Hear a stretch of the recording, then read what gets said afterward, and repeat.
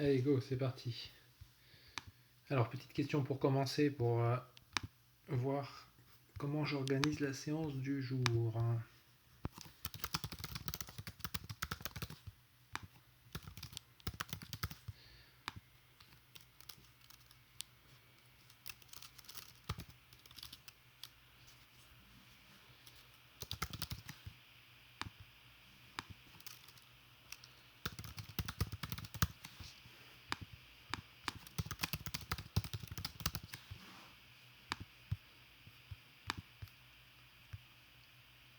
Allez, répondez à cette question pour vous réveiller.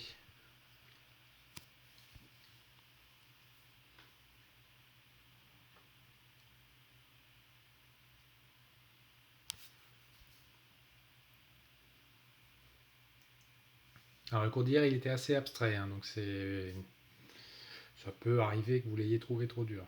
Ok. Tac. Alors, dès 8h05, j'en ai déjà 7 qui dorment, c'est bien.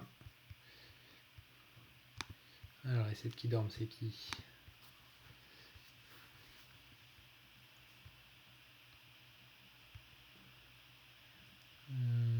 Touc, touc, touc.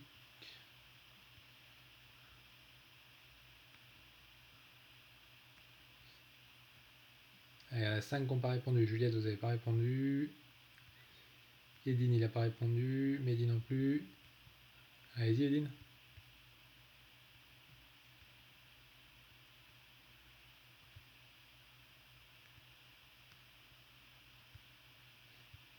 Il y a Romain qui n'a pas répondu aussi.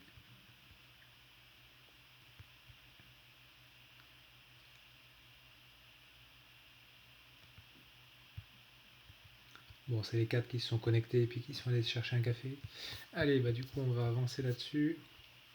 Alors, pour ceux qui ont trouvé le cours d'hier trop difficile, le cours d'aujourd'hui, en fait, je vais reprendre un petit peu. Attendez, pardon, j'avais pas vu qu'il y avait un message. Hop. Ça veut dire quoi, Quentin, votre truc là?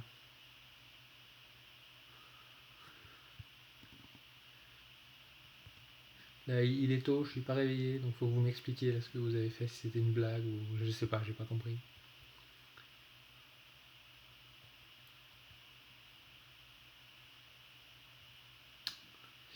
Ok, bon. Alors donc du coup, le cours d'hier, en fait, c'est un des cours les plus abstraits de l'année, hein. Donc c'est normal qu'il soit un petit peu déroutant de prime abord. Et le cours du jour, on va le refaire. On va refaire les méthodes que vous avez besoin de connaître. D'accord? Et on va le refaire sur les deux autres situations que vous avez à maîtriser, qui sont les phases condensées et les changements d'état. Donc hier, on a travaillé sur les gaz parfaits, on va finir ça ce matin. Et ensuite, on va faire phase condensée, changement d'état. Vous allez voir qu'en fait, ce que vous avez à connaître sur l'entropie et sur le deuxième principe, c'est pas non plus dramatique. Donc, il faut que vous le preniez un petit peu comme on va dire, on va caricaturer un petit peu comme une recette de cuisine, à savoir, vous avez l'entropie, on va vous expliquer ce qu'elle signifie, on va vous expliquer que c'est lié au désordre, mais c'est tout, vous n'allez pas chercher plus loin, et vous vous servez du deuxième principe comme outil pour caractériser des transformations, et ça s'arrête là. Il ne faut pas se poser des questions métaphysiques sur l'origine de l'univers ou je sais pas quoi. Il faut juste être méthodique et puis vous vous rendre compte que c'est assez tout le temps, enfin c'est tout le temps pareil en fait avec l'entropie pour ce que vous avez à maîtriser. Alors on s'était quitté sur l'activité 3, la représentation graphique de la loi de Laplace, que je vais donc corriger de suite. Hop. Tac. Alors attendez, on va se mettre un dessin.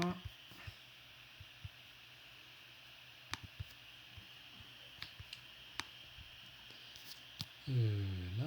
Hop. Du coup, activité 3. Alors on vous demandait de représenter la transformation associée à une réduction de pression partant d'un volume P1, d'un état de volume V1 et de pression P1 pour un gaz parfait, d'abord avec une détente isotherme et ensuite avec une adiabatique réversible. Alors on va faire ça sur un seul dessin. Si j'y arrive, voilà. Et du coup, ça va donner la chose suivante. Donc on commence par représenter les coordonnées de Clapeyron. Donc, pression, un volume. Alors petit rappel, vous pouvez avoir le volume ou le volume massique ici. Là je mets le volume parce que à la question 3 on va vous demander de comparer les travaux. Donc je préfère directement garder le volume. Donc on vous dit qu'on réduit la pression. Donc on va partir d'un point qui est ici, qui est l'état initial. Pression P1, volume V1. Tac, comme ça. Et on va regarder ce qui se passe quand on est sur une isotherme. Alors si je suis sur une isotherme,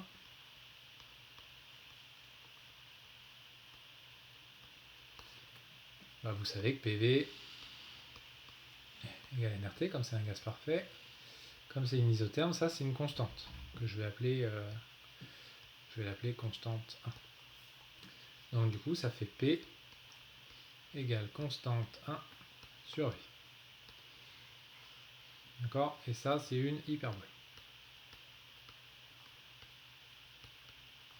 Donc je vais représenter une hyperbole. Alors, ça se représente comme ça.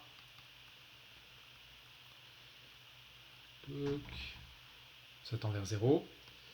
Et on disait qu'on faisait quoi? Qu'on doublait le volume, je crois. Donc là, je ne sais plus si on doublait le volume ou si on réduisait la pression par 2. Non, on réduisait la pression par 2.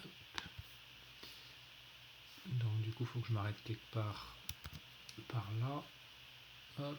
Donc là, j'ai P1 sur 2. C'est un 1, ça.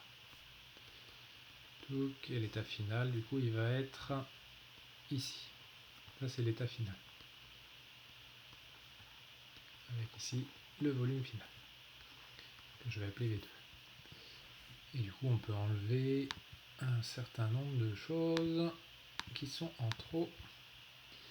On peut enlever tout ça. Hop. Et puis tout ça. Donc l'état final,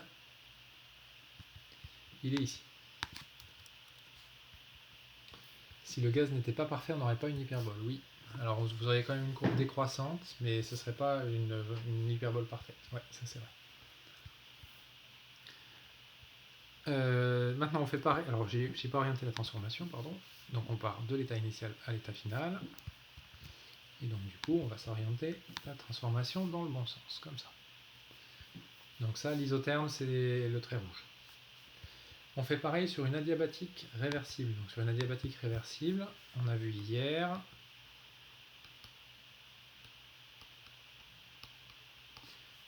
qu'on avait PV puissance gamma égale une constante, donc je vais l'appeler constante 2. Du coup, cette fois-ci, je vais avoir P égale la constante 2 sur V puissance gamma. Sauf que gamma, c'est Cp sur Cv. Et ça, avec la relation de Mayer, ça fait 1 plus R sur Cv. Donc c'est supérieur à 1. Plus NR, pardon, je vais dire N. Hop. Donc forcément, c'est supérieur à 1. Donc vous devez tracer un truc qui est une constante sur V puissance, quelque chose de plus grand que 1. Si on le représente, alors on part du même état initial, hein, ça va faire aussi une hyperbole, mais avec une pente plus importante. Donc ça va faire un truc qui va faire comme ça.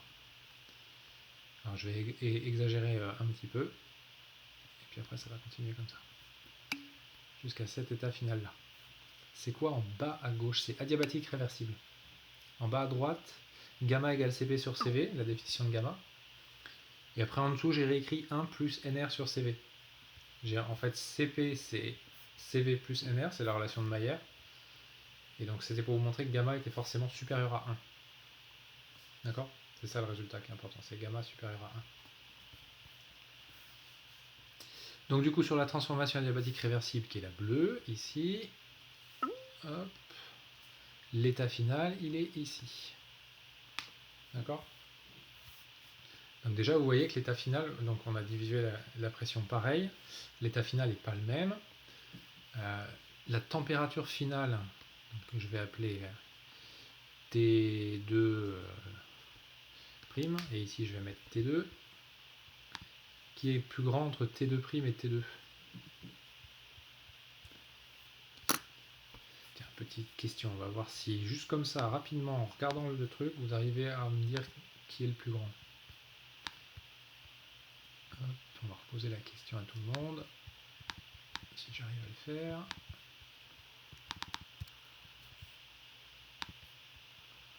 Comment on fait déjà? Tac, tac.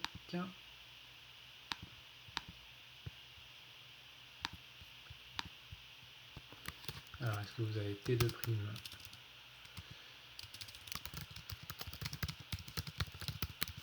Est-ce que le plus grand c'est T2 ou est-ce que c'est T2'?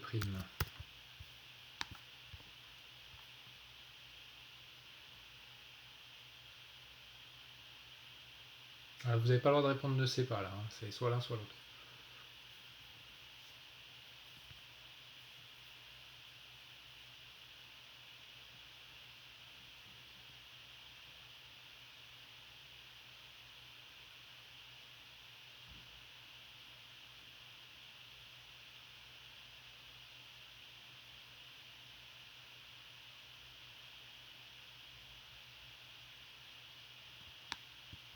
Bah, c'est pas mal.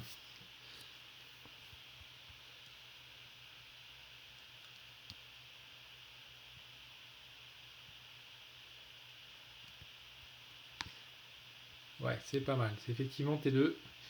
Alors comment est-ce qu'on fait pour le vérifier pour ceux qui n'ont pas répondu correctement? En fait, ce qu'il faut se rappeler, c'est qu'est-ce que c'est un réseau d'isothermes en coordonnées de Clapeyron pour un gaz parfait. Donc si je redessine une autre isotherme, donc, la courbe rouge, là, ça c'est déjà une isotherme à la température T2. Et si j'en dessine une autre passant par ce point, je vais dessiner une courbe qui va ressembler à ça. Ça va peut-être être un peu chargé mon dessin, mais bon, tant pis.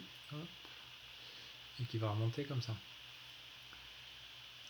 Et vous savez que la température, elle est croissante quand on va par là.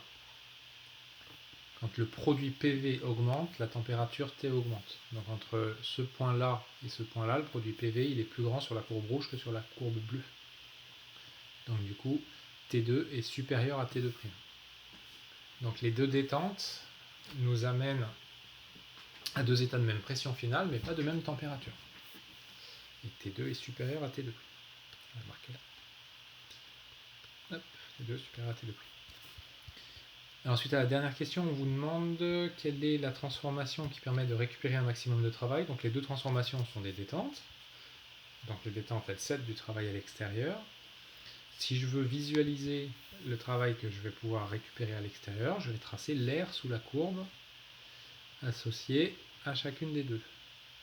On va la représenter comme ça. Donc là, ce que je suis en train de assurer, que je vais appeler A2,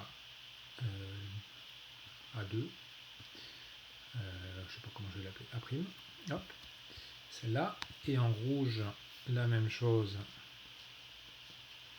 comme ça, touc. Ici, c'est l'air A,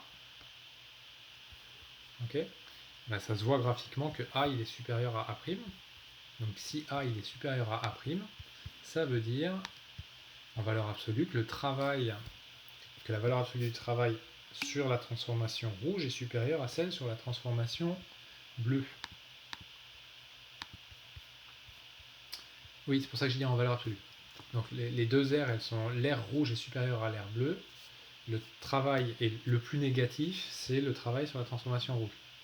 C'est normal, c'est une détente, donc le travail est cédé à l'extérieur. Donc si vous voulez céder un maximum de travail, vous devez faire la transformation rouge. D'accord? Donc ça, c'est la conclusion de ce truc-là. Alors on va résumer ça en faisant un peu de ménage. Attendez une seconde que je trouve comment on fait mon ménage. Ici. Tac. Ménage comme ça. Donc du coup... Oui, c'est pour ça. Alors voilà, on dit le travail qu'on peut récupérer. Donc le travail que vous pouvez récupérer, c'est le but, c'est que votre gaz, il cède un travail à l'extérieur et que ce travail soit récupéré par le reste du monde. Donc si vous voulez récupérer un maximum de travail, il faut que votre gaz cède le plus possible. D'accord? Ça, c'est la distinction entre est-ce que c'est reçu ou est-ce que c'est cédé. Et donc là, ce que je peux écrire, c'est que je peux écrire que le travail cédé à l'extérieur, qui est l'opposé du travail reçu, donc travail cédé, c'est l'air sous la courbe. D'accord? On avait vu dans le cours travail égale moins l'air sous la courbe, parce que c'était travail reçu par le système. Donc si vous voulez céder un maximum de travail, il faut privilégier l'isotherme. Donc je fais une isotherme pour céder plus de travail.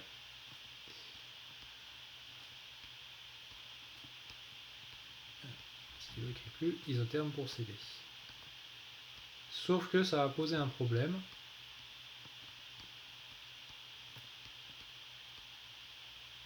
C'est que si vous voulez faire une isotherme, il faut, partant du point de départ, que vous avanciez très lentement, parce qu'il faut tout le temps que le système ait le temps de se thermaliser avec l'extérieur. Donc c'est bien d'avoir beaucoup de travail, mais le problème c'est que pour aller de ce point-là à ce point-là, temporellement, ça risque d'être très très long.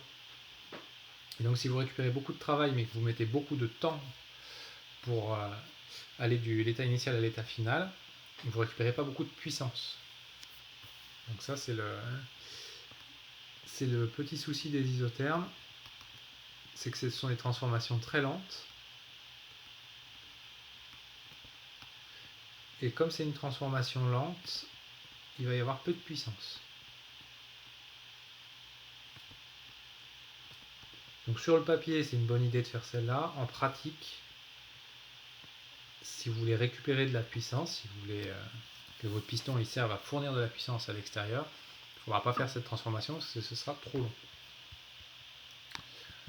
Voilà, donc ça c'était l'activité 3. Du coup, si je reviens au poly, hop, qui est là, tac, tac, voilà. Alors, donc après, là l'isotherme et l'adiabatique, ça vous donne deux transformations qui sont des transformations, à dire, extrêmes. Extrêmes au sens modélisé de façon très particulière. L'adiabatique réversible, ça ne nécessite aucun échange de chaleur, donc c'est une hypothèse. L'isotherme, ça nécessite une thermalisation parfaite à tout instant, c'est aussi une hypothèse très forte. Ce qui se passe en pratique, c'est que vous allez avoir des transformations qui vont être un peu, entre guillemets, entre les deux, qui vont se représenter par des lois qui ne sont pas PV égale constante, pas PV puissance gamma égale constante, mais un peu entre les deux. Ça s'appelle des transformations polytropiques et qui sont caractérisées par une loi PV puissance K égale constante, où K ça peut être quelque chose qui est entre 1 et gamma. Donc vous allez peut-être être amené à rencontrer ça, les transformations polytropiques. Là c'est polytropique, en un seul mot. Et c'est les transformations qui vont permettre de bien modéliser des transformations un peu plus réalistes. Deuxième petite remarque, la loi de Laplace, en fait, je vous l'ai démontré au TD23, qui était un TD sur le premier principe. Donc là, j'ai refait la preuve qu'on avait fait dans le TD, en l'écrivant directement avec le coefficient gamma. Si je peux le faire uniquement avec le premier principe, ça vous montre que, en fait, vous n'avez pas besoin du deuxième principe. Et ça vous montre un truc qui est assez important, c'est qu'en fait, pour un gaz parfait, là, la transformation, on la considère adiabatique, mécaniquement réversible, sans autre travail que les forces de pression. Et dans ce cas-là, on arrive à démontrer la même loi. Donc ça démontre que cette transformation-là, elle est aussi isentropique. Et donc elle est aussi réversible. Donc pour un gaz parfait, adiabatique quasi-statique, ça implique réversible, mais c'est que pour le gaz parfait. Donc là, je vous ai fait une petite remarque pour vous montrer qu'on pouvait retrouver la loi de Laplace juste avec le premier principe. Alors ça finit les bilans sur les gaz.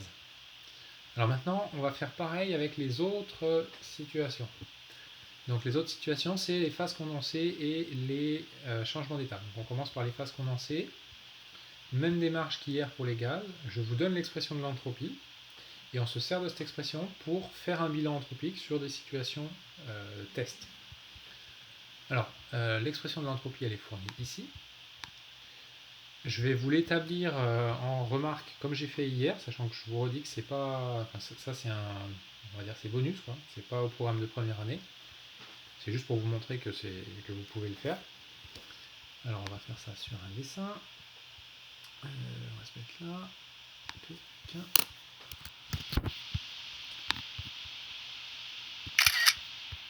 Et on va faire du ménage. Donc hier on a écrit, enfin, je vous avais écrit l'identité thermodynamique que je vais réécrire tout de suite. Donc c'est du égale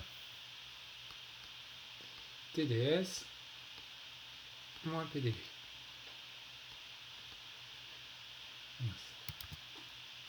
PDV. Sauf que DU pour une phase condensée, ça c'est égal à grand C dt, où grand C c'est la capacité thermique. Donc ça, j'ai écrit que c'était une phase condensée. Mais comme c'est une phase condensée, l'équation d'état c'est V égale constante. Donc dV ça vaut 0. Encore parce que c'est une phase condensée. V égale constante.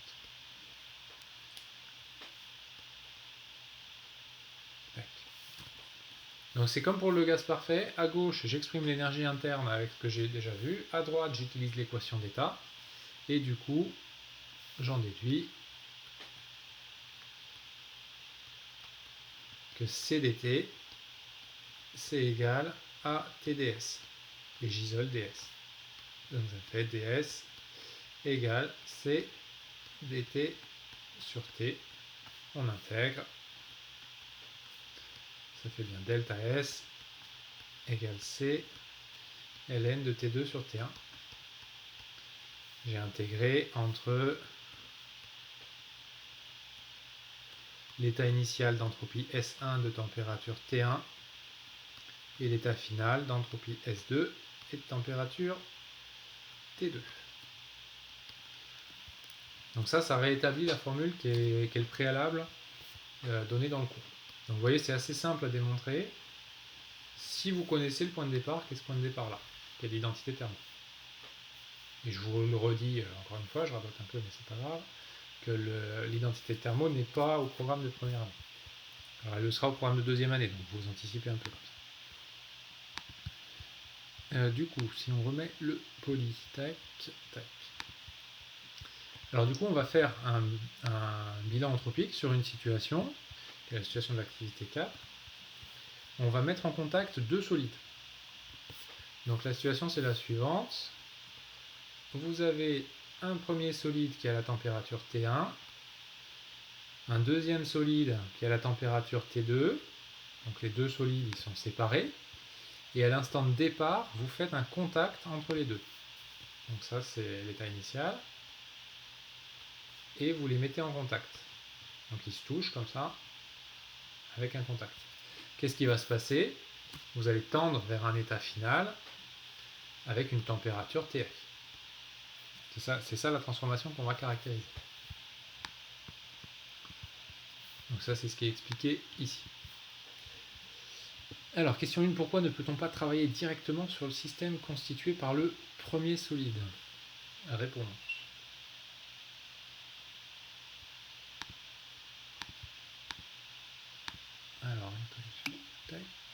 Alors si le premier solide est un système fermé, donc c'est pas ça l'argument.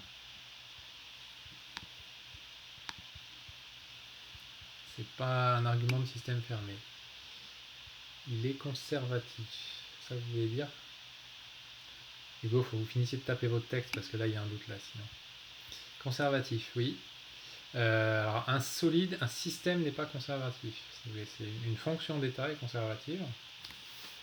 Donc un système tout seul, non, c'est pas conservatif. Donc en fait, travailler sur le premier solide, ça veut dire utiliser que le premier solide pour trouver la grandeur que vous ne connaissez pas, à savoir l'état final. Donc ça veut dire trouver la température TF. Qu'est-ce que vous allez écrire pour trouver la température finale?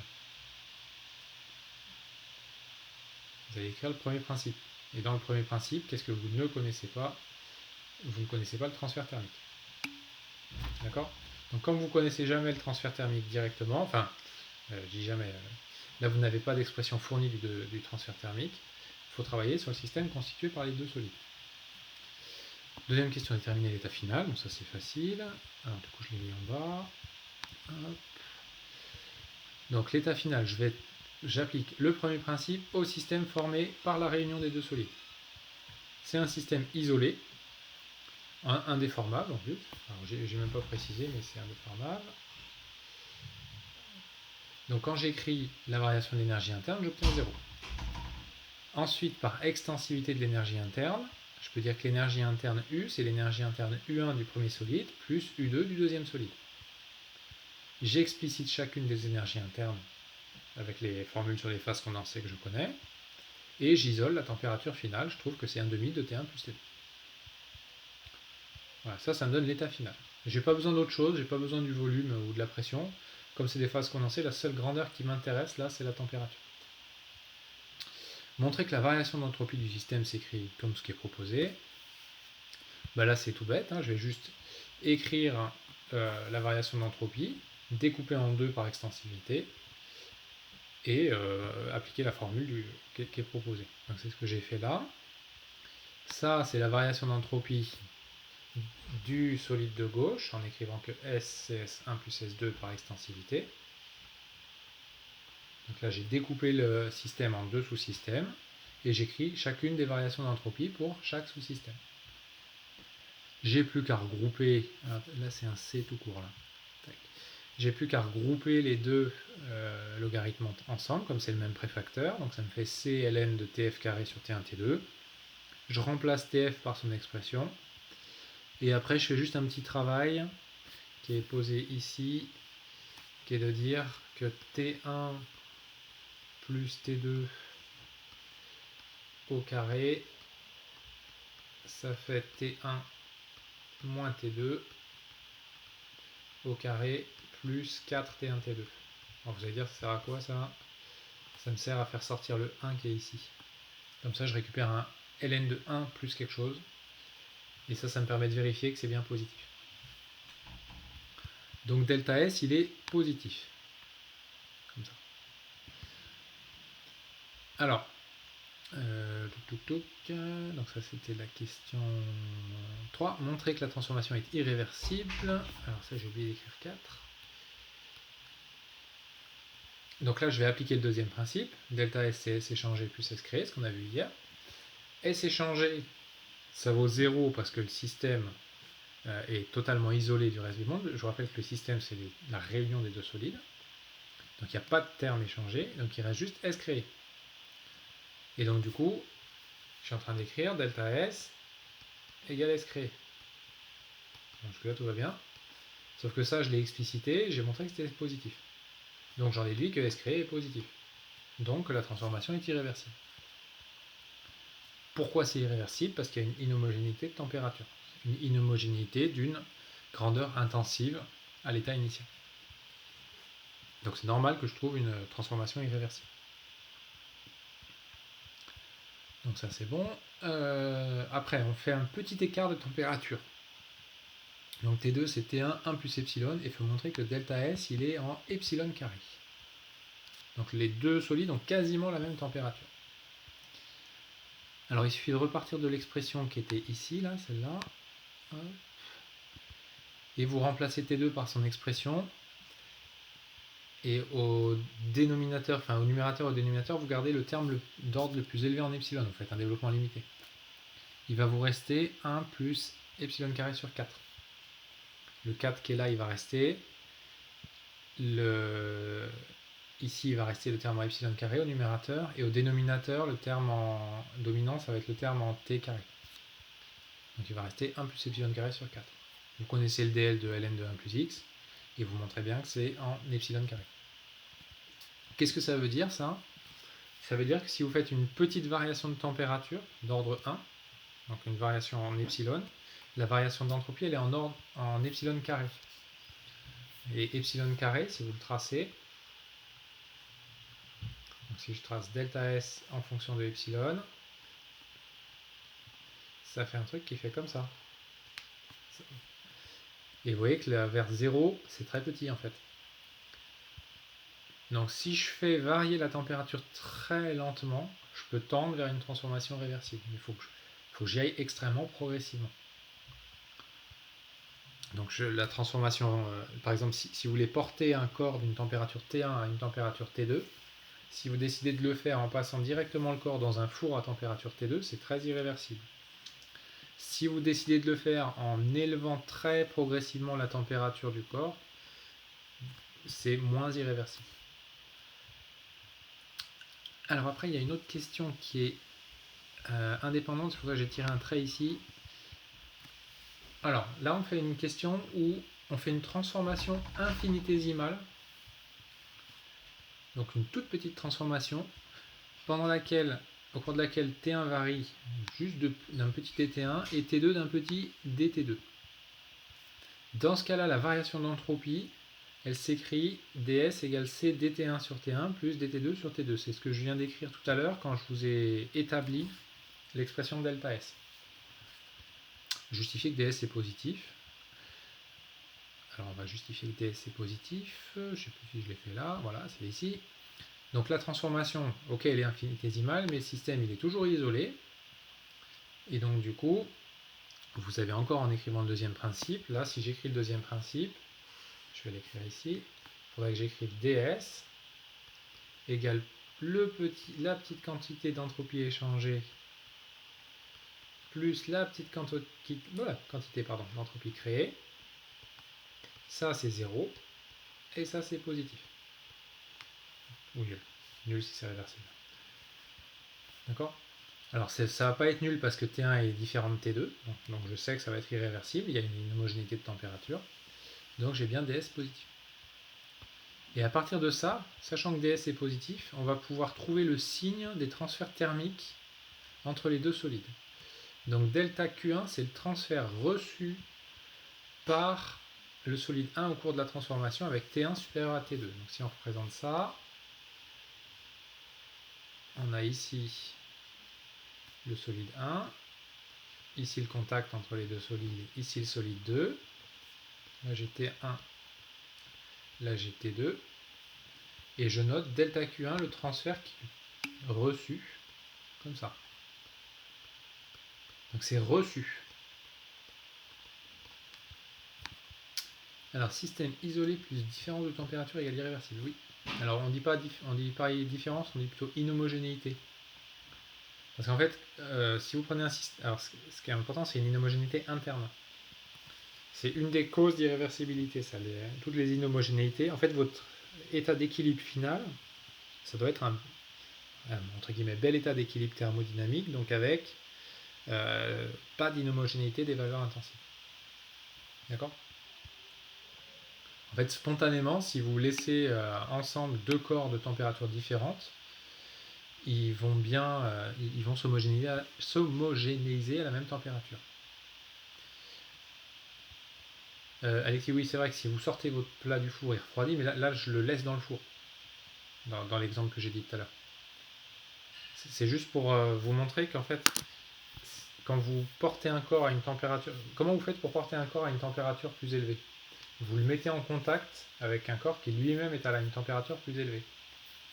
D'accord ? Ce que vous faites quand vous faites, par exemple, quand vous chauffez avec du gaz, quand vous faites cuire vos pâtes, vous mettez votre casserole en contact avec une flamme. La température de la flamme est plus élevée que la température de la casserole.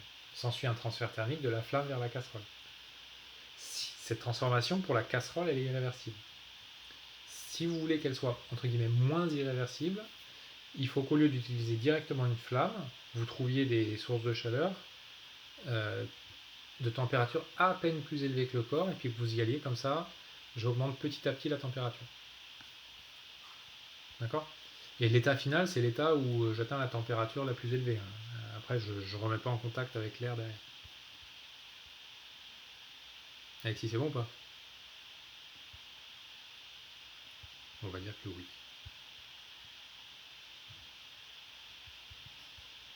Allez, on va dire que oui. Alors, du coup, voilà, donc la situation c'est... Je méditerai, d'accord. Ok, bah, je vous laisse méditer.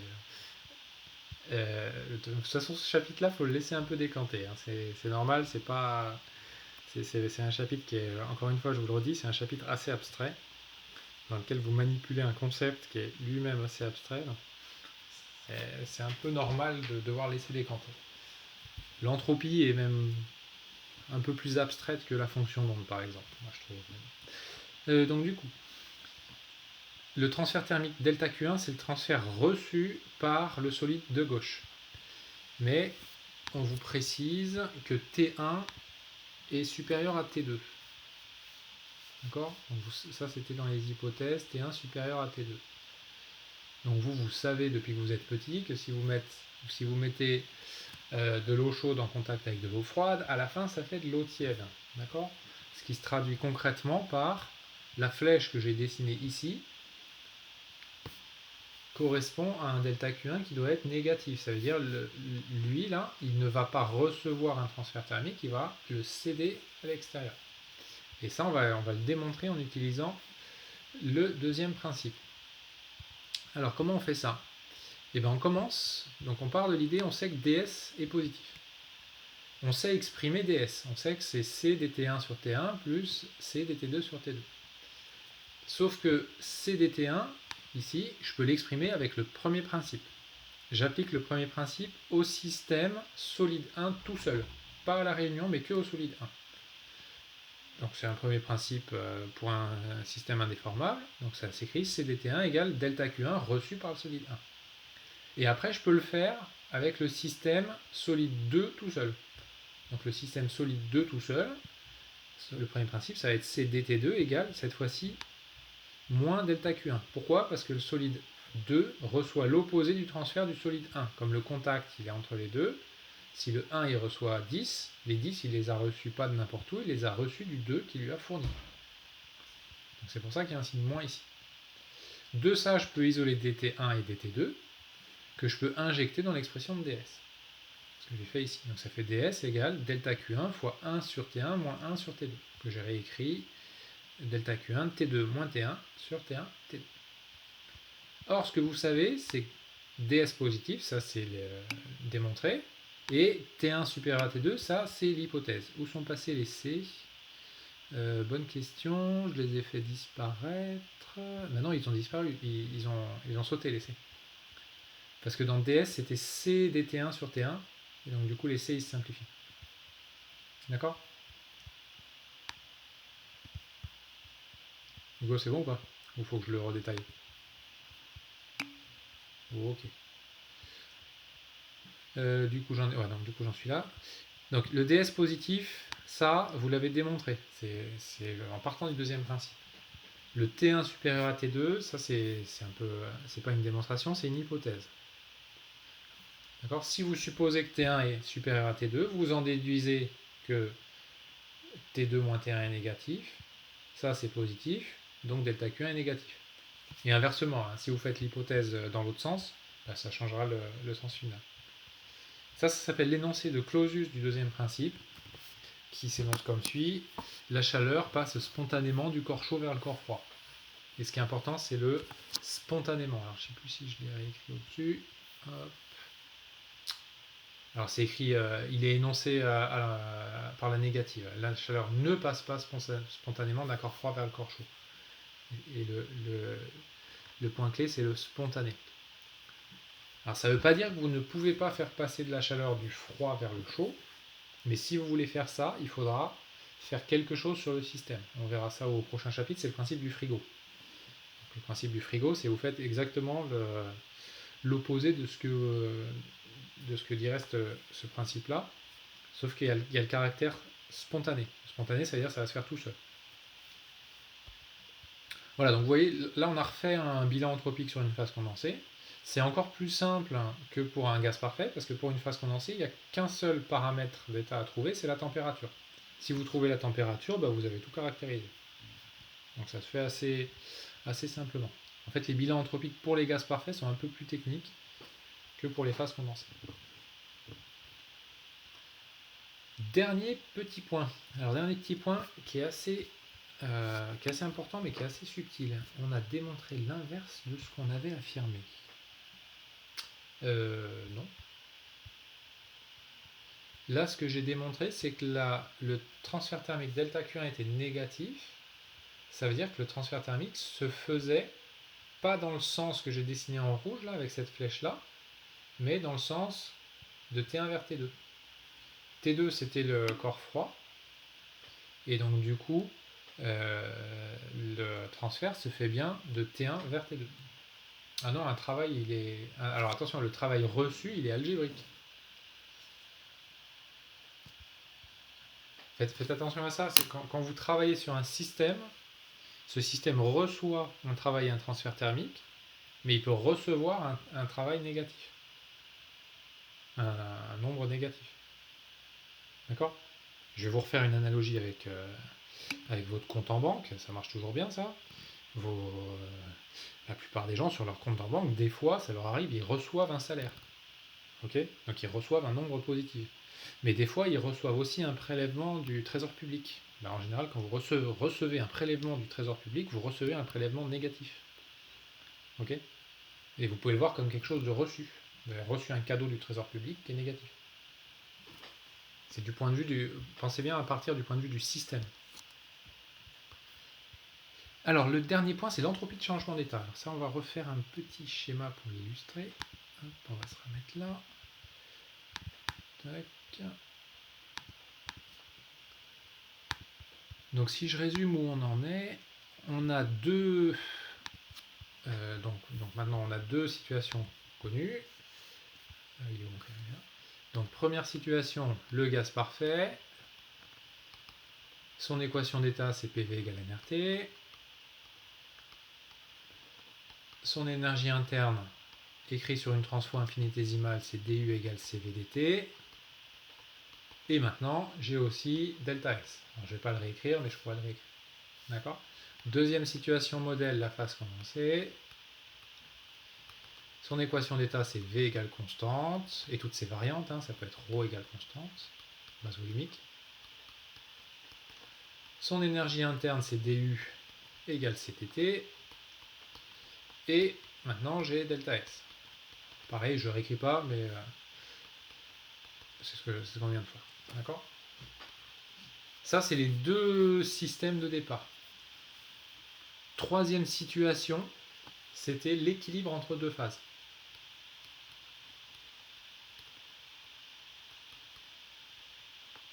Donc ça peut être un équilibre liquide-vapeur, un équilibre liquide-solide, peu importe. Donc mon système, ça va être, alors je vais le représenter comme ça, deux phases, une phase 1 et une phase 2. Donc 1 et 2, ce sont les deux phases.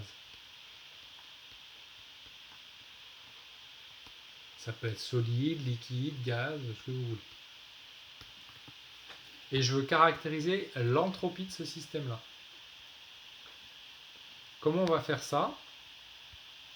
Et bien en fait, on va se rappeler de quelque chose que j'avais souligné quand on avait posé l'enthalpie de changement d'état. J'avais dit le changement d'état, c'est une transformation qui est réversible. Donc ce qu'on va faire, c'est qu'on va commencer par caractériser le changement d'état lui-même. Et une fois qu'on aura fait ça, on pourra arriver à l'entropie du système sous une phase, enfin, d'un système biphasé.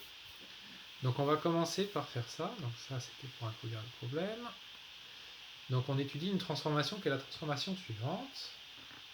Je passe de la phase 1 à la phase 2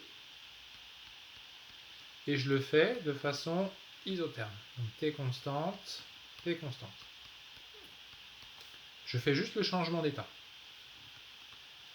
Alors vaporisation, solidification, ce que vous voulez. N'importe lequel. Et je vais écrire les deux principes.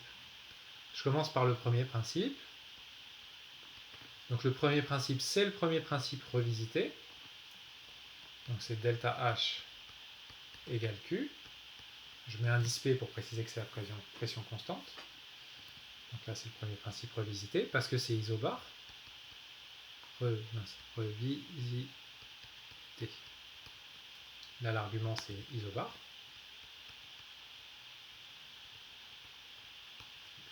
Et maintenant, j'écris le deuxième principe. Donc le deuxième principe, c'est delta S égale S échangé plus S créé. Et je vais expliciter S échangé et S créé. Du coup, je vais faire un petit peu de ménage au-dessus.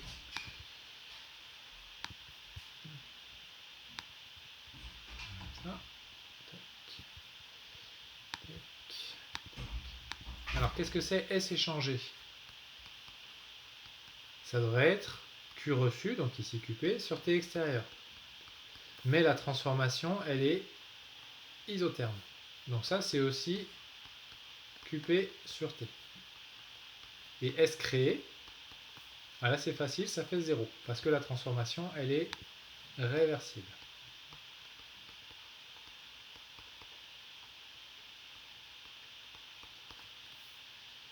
Là, c'est parce que c'était isotherme.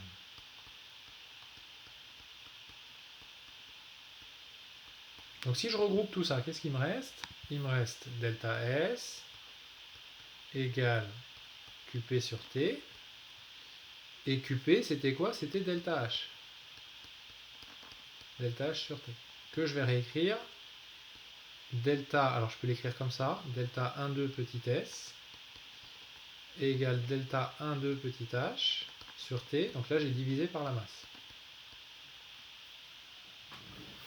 Qu'est-ce que c'est delta 1, 2 petit h là? Ça, c'est l'enthalpie de changement d'état.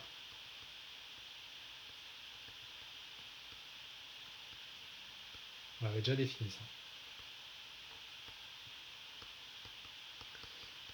Et bien de même qu'on a défini l'enthalpie de changement d'état, on va définir l'entropie de changement d'état, ici.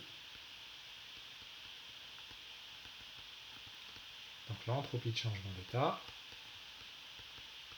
qui correspond à la différence d'entropie massique entre la phase finale et la phase initiale. Donc le petit S1, 2, je vais refaire un peu de ménage juste en dessous. Hop, comme ça. J'ai fait un ménage un peu brutal là. Tac, tac, tac, tac. Donc si on veut résumer ça, on avait l'état initial qui était comme ça, l'état final qui était comme ça. On caractérise l'état initial, c'était la phase 1, l'état final la phase 2. Cet état final, je lui associe une entropie massique S2, une enthalpie massique H2. Ça, je lui associe une entropie massique S1, une enthalpie massique H1. Et j'ai S2 moins S1 qui est égal à H2 moins H1 sur T. Tac. Hop. Et ça me définit l'entropie de changement d'état. Donc le H2 moins H1, l'enthalpie de changement d'état, il est relié ici à la chaleur latente. Donc ça, c'est égal à la chaleur latente. Massique. Hein. Là, je suis en grandeur massique.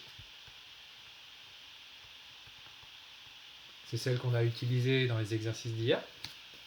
Et ça vous montre que l'entropie est aussi reliée à la chaleur latente. Alors du coup, on peut revenir au texte. Là.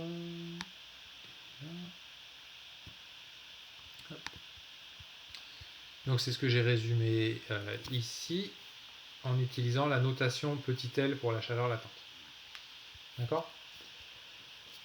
Alors, ça peut me permettre de faire deux petites choses. Premièrement, ça va vous permettre de trouver le signe des chaleurs latentes. L'idée, c'est de dire l'entropie, c'est lié au désordre. Et donc, quand vous allez faire certaines transformations, soit vous allez augmenter le désordre, soit vous allez le réduire. Par exemple, si vous faites une vaporisation, vous passez d'un état liquide à un état gaz, le gaz est plus désordonné que le liquide. Donc l'état final est plus désordonné que l'état initial. Ça, c'est en raisonnant du point de vue du désordre. Du point de vue énergétique, pour faire une vaporisation, vous devez apporter de l'énergie. Ça veut dire que la chaleur latente de vaporisation est positive. Et vous voyez qu'il y a une cohérence entre les deux. Si ce terme-là est positif, ça veut dire que l'état final est plus désordonné que l'état initial. Ça correspond bien à ce terme-là positif. Ça veut dire que je dois apporter de l'énergie. Donc ça va être le cas de la vaporisation, de la sublimation et de la fusion. C'est les trois situations pour lesquelles on aura une chaleur latente positive. C'est pour ça que c'est celle-là qu'on privilégie. Et un changement d'état, c'est toujours une transformation réversible, oui. Tant que vous êtes sur le palier de changement d'état à température constante. Il ne faut pas en même temps changer la température, faire des trucs un peu bizarroïdes, mais si vous promenez bien à température constante, oui, c'est réversible. Ok. Et donc du coup, on va privilégier les trois chaleurs latentes de fusion positive, de sublimation, ça c'est pour les trois états standards de la matière, hein, et de vaporisation. Et par exemple, hier dans l'exercice sur la surfusion du phosphore, on était parti, donc on faisait une liquéfaction.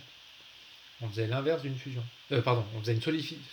J'ai une bêtise. On faisait une solidification. Pardon. On faisait l'inverse d'une fusion. Mais on n'introduit pas de chaleur latente de solidification, on dit juste c'est la transformation inverse d'une fusion. Et vous devez savoir que ces trois grandeurs-là sont positives. Parce qu'il faut apporter de l'énergie, ça c'est en résonance avec le premier principe, ou parce que le désordre augmente, ça c'est en résonance avec le deuxième principe. Dernière chose que je peux faire, je peux exprimer l'enthalpie et l'entropie en un point de mélange. Donc ça, l'idée c'est de dire, je vais avoir, c'est le premier dessin que j'avais fait tout à l'heure, les deux phases, donc la phase 1, la phase 2, et je veux caractériser l'entropie de ce système-là. Donc je vais appeler S, donc ça c'est l'état, il s'appelle le point M, S dans l'état M. Donc on va le faire, je vais le faire sur un équilibre liquide-vapeur. Attends, je vais refaire un dessin plus propre. Tac, tac, tac. Hop. Du coup, on est là, on fait comme ça. Alors, je le fais sur un exemple liquide-vapeur, mais c'est transposable à liquide-solide. Hein. Donc, je redessine rapidement un petit diagramme de Clapeyron qui va bien. Je suis allé trop vite pour mon ordi là. P, D. Voilà. Tac, tac et tac. Alors, je vais essayer de faire le même exemple que celui qui est dans le poly. Donc, dans le poly, on veut le titre en vapeur. Okay. Alors, c'est parti. Donc, on a le point A qui est ici. Et le point M qui est quelque part sur le palier à la température T. Et là, il y a le point B. Donc déjà, petit rappel, le titre en vapeur, c'est AM sur AB. Ça, c'est le théorème des moments.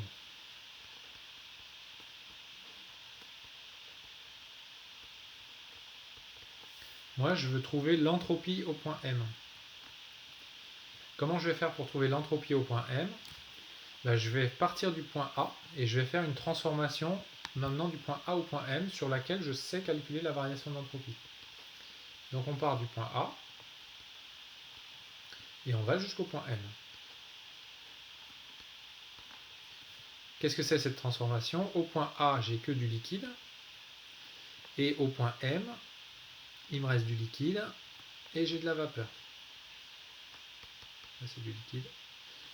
Donc j'ai fait quoi comme transformation? J'ai fait une vaporisation, mais qui est une vaporisation partielle.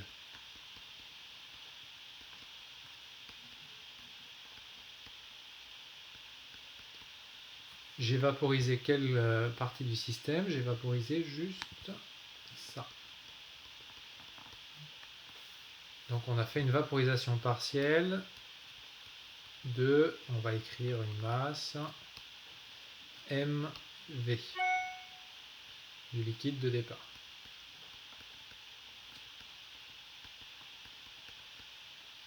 Sachant qu'au départ, ici on a une masse M.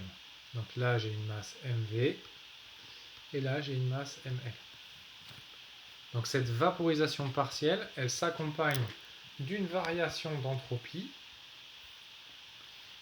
que je vais calculer comme ça. Je vais écrire S au point M moins S au point A. C'est égal à quoi? Cette partie-là que je vais colorier comme ça. Là j'ai du liquide ici que je suis en train de colorier en violet. Ça correspond à ce liquide-là. Donc je peux écrire delta S violet plus le reste.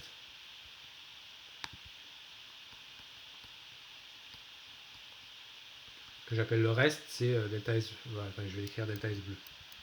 Ça sera encore plus simple à comprendre. Donc l'autre, c'était le bleu qui était comme ça. Là, j'ai utilisé l'extensivité de l'entropie. J'ai découpé le système de départ en deux parties et j'ai juste caractérisé chacune des deux sous-parties. Delta S violet, c'est quoi? C'est j'avais du liquide à la température T, à la fin j'ai du liquide à la température T, donc ça c'est 0. Et delta S bleu, qu'est-ce que j'ai fait pour ça? J'ai fait un changement d'état de liquide vers vapeur d'une masse mv. Donc ça vaut mv fois l'enthalpie de changement d'état, donc petit h, ici ça serait l'enthalpie de vaporisation, sur la température. Et je mets que la masse mv parce que c'est que cette masse là qui se retrouve vaporisée. Alors du coup, si on revient au poly, on peut finir le petit raisonnement qui était là. Hop. Attends, je vérifie que j'ai pas fait n'importe quoi. Je pense que mes notations sont un peu merdiques. Donc ça c'est un petit L. Hop. Donc ça c'est un petit L aussi. Et du coup, petit L, et ça c'est des petits S. Parce que je suis passé au titre. Donc là, attendez, qu'est-ce que j'ai fait? Ouais, c'est ça. Donc ça, c'est le même raisonnement sur l'enthalpie. C'est exactement ce que je viens de poser. Et là, je viens d'écrire grand SM moins grand SA égale M de vapeur fois Lvap sur T. M de vapeur, ici, c'est X de vapeur fois la masse totale. D'accord? Donc, du coup, là, j'ai tout réécrit en grandeur massique. C'est un peu plus cohérent de l'écrire en grandeur massique. Et donc, du coup, vous pouvez trouver l'entropie en un point de mélange, connaissant ici l'entropie d'une des deux phases. Là, je suis parti du point A. J'aurais pu partir du point B qui était de l'autre côté et faire la même chose. J'aurais pu écrire S de M égale S de B plus XL fois moins Lvap sur T. Ça aurait été la même chose. Donc, si vous connaissez l'entropie d'une des deux phases, vous allez pouvoir connaître l'entropie du point de mélange en faisant comme ça. Et l'entropie d'une des deux phases, vous allez la trouver comment? Vous allez la trouver en partant de vos deux systèmes modèles, soit la phase condensée, soit le gaz parfait. Et donc du coup, on a de quoi connecter en fait toutes les situations qui vont nous intéresser. Alors on se resservira de ça, de ce qui se passe au niveau des points de mélange, quand on cherchera à caractériser des systèmes directement par leur enthalpie ou par leur entropie. Alors il y a un troisième principe de la thermo qui s'appelle le principe de Nernst qui a pour objectif de fixer la valeur de l'entropie. Parce que jusqu'ici, le deuxième principe, c'est delta S égale quelque chose. Et donc le troisième principe, il sert juste à fixer quelle est la référence en fait. Donc pour vous, c'est un point de détail, hein, ça ne sert pas à grand chose. Le troisième principe, il dit que l'entropie d'un corps pur cristallisé parfait tend vers 0 quand la température thermodynamique tend vers 0. Ça veut dire si votre système il est parfaitement ordonné, à ce système parfaitement ordonné, je vais associer une entropie nulle.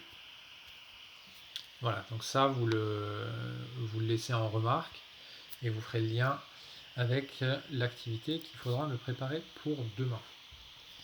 Et donc à ce stade du cours, vous êtes censé savoir faire des bilans anthropiques. Attends, il y a des questions qui sont arrivées. Je ne comprends pas pourquoi à la fin il n'y a plus M et que XV. C'est parce qu'en fait j'ai réécrit en grandeur massique. Enzo, j'ai écrit des petites lettres. Et j'ai divisé toute ma relation par la masse du système. Et je vais remettre mon petit dessin, ça sera plus parlant sur mon petit dessin. Attendez, tac. C'est bon? Ok. Et il y avait une autre question. Entropie nulle, c'est possible ça? Bah oui. Comme l'entropie c'est le désordre, s'il n'y a pas de désordre, il n'y a pas d'entropie. C'est ça qu'il faut comprendre. D'accord? Ça, c'est ce qui est écrit sur la tombe d'un physicien célèbre. Je vous laisserai trouver qui. Donc voilà, donc là maintenant, vous avez les outils pour faire bilan enthalpique, bilan anthropique. En gros, vous avez tout le cadre de la thermo. Il reste juste un chapitre, qui est un chapitre où on va tout mélanger. Le but étant de comprendre le principe de fonctionnement des machines thermiques. Mais avant de faire ce chapitre-là, je vais vous laisser décanter le cours pendant le week-end là qui vient, que vous ayez le temps de le digérer un petit peu. Il faut que vous arriviez lundi prochain en ayant appris ces deux chapitres-là, le premier et le deuxième principe. Parce que si vous n'avez pas digéré ça, la suite, ça va vous sembler complètement obscur. Ok ? Et là, normalement, à ce stade du cours, vous devez vous rendre compte que finalement, tout était un petit peu interconnecté. Donc il faut que vous commenciez à prendre un petit peu de recul pour voir de quels outils vous avez besoin. Ce que j'ai fait dans le petit tableau tout à l'heure, je vous ai remis l'équation d'état, je vous ai remis l'expression de l'énergie interne, et vos briques de base, vous les avez. C'est quoi la différence entre température cinétique et thermodynamique? Il n'y a pas de différence entre température cinétique et température thermodynamique, c'est la même chose. D'accord? Mais je peux aller un peu plus loin dans votre remarque. Je vais vous définir la température thermodynamique. Alors, je ne sais pas si ça va beaucoup vous plaire, mais bon, on va le faire quand même. C'est où ça? Tac. Donc du coup, l'identité thermodynamique. Hop. Enfin, remarquez que c'est un gros point de départ ce truc-là. Le T qui est défini dans l'identité thermodynamique, c'est la température thermodynamique. Donc du coup, la température, donc ça c'est la température thermodynamique. Température thermo. J'ai écrit un H. Donc la définition de ce truc-là, c'était égal la dérivée partielle de l'énergie interne par rapport à l'entropie à volume constant. Joli, hein? Ça, c'est la température thermodynamique. Et vous pouvez montrer qu'elle est égale à la température cinétique. Ça se démontre. Mais c'est une preuve qui n'est pas du tout au programme. Alors, Léo, mais le premier et le deuxième principe sont pratiquement toujours avec des gaz parfaits. Alors, en fait, ce qu'il faut comprendre, c'est que dans la construction du cours de thermo, on vous introduit les systèmes modèles. Donc, les deux systèmes modèles, c'est les gaz parfaits et la phase condensée. Pourquoi on vous introduit ces systèmes-là? Parce que ce sont ceux sur lesquels on va pouvoir faire des calculs. On va pouvoir poser explicitement les calculs, on va pouvoir aller au bout des choses. Ces systèmes, ils vont nous servir après, quand on va faire des systèmes réels, d'éléments de comparaison. Donc, par exemple, je vais avoir un gaz parfait. Dans le gaz réel, peut-être qu'il y aura une petite variation de température. On avait vu un exemple dans un exode dans une application sur la détente de Joule-Gay-Lussac. Donc, si vous voulez, les systèmes modèles, c'est mes briques de base. Dans la vraie vie, est-ce que vos systèmes se comportent comme des systèmes modèles? Des fois oui, des fois non. Il y a pas mal de situations où ça va bien marcher. Il y a des situations où ça ne va pas marcher. Et dans ce cas-là, on va se servir de ces systèmes modèles comme première approche, et puis on affinera avec des systèmes réels. Et donc dans la vraie vie, il y a quand même beaucoup de situations où les gaz ne sont pas parfaits. D'accord? Quand vous faites un moteur à explosion, il y a de telles variations de pression que considérer que les gaz sont parfaits pendant tout le processus, c'est pas une bonne idée. Et c'est le but du dernier chapitre que de vous montrer comment est-ce qu'on traite les systèmes réels, quels sont les outils qu'on met en place pour traiter les systèmes réels. Ok? Voilà, donc là on a fini le corpus du cours. Alors, ce qu'on va faire, on va corriger. Alors je vais juste vous lancer sur un truc. C'était le TD d'hier que je vais remettre. Hop. Il est là. Non, il n'est pas là. Si. Non, il n'est pas là. Attends, il faut que je l'ouvre. Il est là. Hop. Voilà. Donc sur le TD23, on a déjà fait l'exercice 1 et on avait dit qu'on allait corriger les 2, 4, 6 aujourd'hui. Alors 2, 4, 6, c'est ceux sur lesquels je vous avais demandé de me rendre des choses.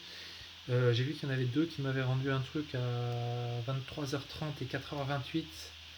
Alors dans les deux cas, j'étais couché, donc j'ai pas eu le temps de les regarder, mais je vous les corrigerai dans la journée et je vous les rendrai tout à l'heure. Alors, on va commencer par l'exercice 2. Donc, comme c'est un exo que je vous avais demandé de préparer et de creuser un petit peu, l'exercice 2 et l'exercice 4, je vous en fais une correction directement écrite.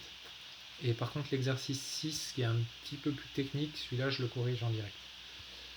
Alors, du coup, on commence par le 2. Alors, attendez, on va faire comme ça. C'est pas ça qu'il faut, c'est ça. Tac. Et on revient ici à l'exercice 2. Alors, dans cet exercice, donc vous avez un piston qui sépare un cylindre en deux morceaux A et B. Les parois sont calorifugées. Les deux compartiments contiennent la même quantité de gaz, parfait monoatomique, caractérisé par son coefficient de Laplace. On vous donne le volume total. Au départ, le piston est bloqué. On vous dit qu'au départ, la température est la même des deux côtés. À gauche, il y a une pression de 24 bars et on débloque le piston jusqu'à ce que atteindre la même pression finale. Il faut trouver la pression initiale à droite et après, il faut caractériser tout ce qui se passe. Attends, il y a juste une question qui vient d'arriver. Il manque le 9 aussi. Le 9, on le fera demain. Ok ? Alors, comment est-ce qu'on va... Donc au début, on vous demande de calculer la pression initiale dans le compartiment B. Donc pour faire ça, je commence... Alors comment on fait pour zoomer là-dessus ? Ah, là. C'est ici. Hop. Je ne sais pas si ça zoome chez vous. Ouais, si. Donc je commence par représenter la situation. Donc là j'ai fait un schéma vraiment très simple avec n mol à gauche, n mol à droite, température de départ 288 Kelvin. Qu'est-ce que je connais comme info sur l'état initial? Je connais la température, la pression, à gauche. À droite, la seule info que j'ai, c'est la température. Je connais ni la pression ni le volume. Je vais commencer par chercher le volume de droite, et connaissant le volume de droite et la température, je trouverai la pression de droite. Donc pour la première question, il n'y a pas besoin de premier principe. Ça c'est, vous devez vous en rendre compte tout seul, parce que on commence à parler d'énergie interne à la deuxième question. Comment je fais pour trouver le volume de droite? J'ai deux infos. La somme des volumes, c'est 5 litres, et le volume de droite est 4 fois plus grand que le volume de gauche. Donc ça me fait un système. Et je trouve que le volume de droite, c'est 4 litres. Une fois que j'ai trouvé ça, j'injecte ça dans l'équation d'état, et je trouve que la pression de droite, c'est un quart de la pression de gauche. Ça fait 6 bars. Comme ça, je connais l'état de départ. Donc là, je sais que j'ai 6 bars. 4 litres, et ici 1 litre. Donc là, j'ai bien caractérisé tout l'état initial. Une fois qu'on a fait ça, on vous demande de montrer que delta UA plus delta UB vaut 0. Alors là, il y a deux possibilités, il y a deux pistes. Soit vous travaillez d'abord sur le système gaz 1, puis sur le système gaz 2, puis vous les réunissez. Soit vous travaillez d'emblée sur le système l'ensemble des deux gaz. C'est plus logique de travailler sur le système directement l'ensemble des deux gaz. Donc si je travaille sur ce système-là, qu'est-ce qu'il subit comme transformation? Il subit une isochore, parce que les parois sont rigides, adiabatique, parce que les parois sont calorifugées. Donc j'applique le premier principe, ça me dit que la variation d'énergie totale, c'est 0. Il n'y a pas d'énergie cinétique macroscopique là.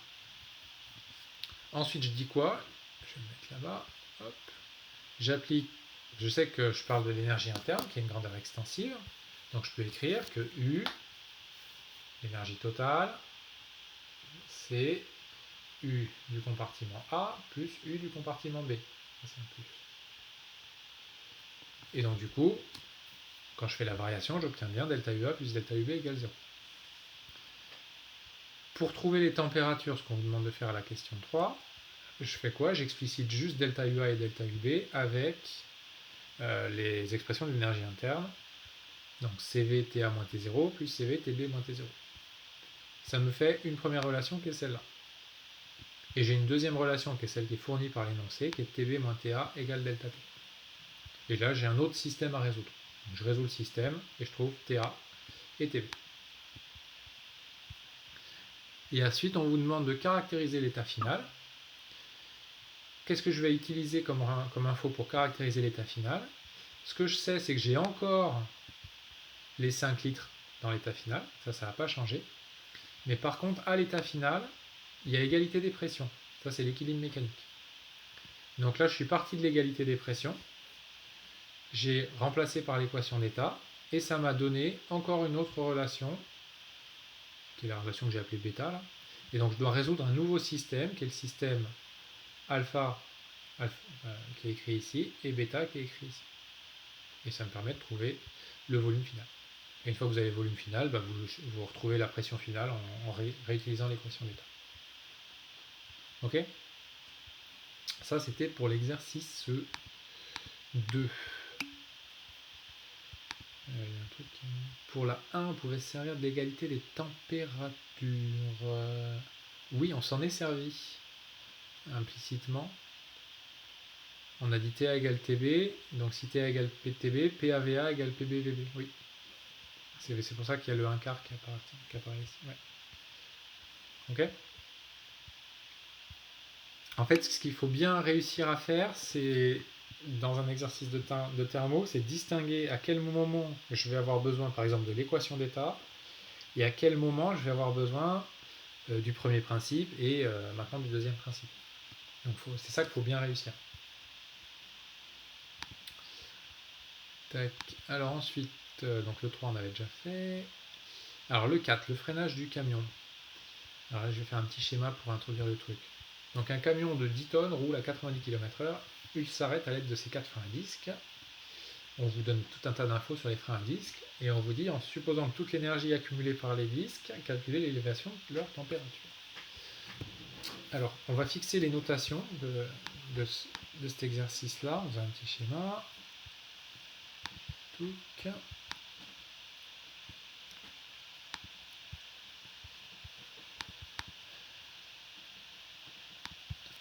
Donc, au départ, vous avez... Alors, je vais dessiner un camion. Ceci est un camion. Et ici, ça, c'est un de ses freins. Donc, ça, c'est le camion. Et ça, là, c'est un des freins. Il y a 4 freins. Donc, l'état initial, c'est l'ensemble, il est à 90 km/h.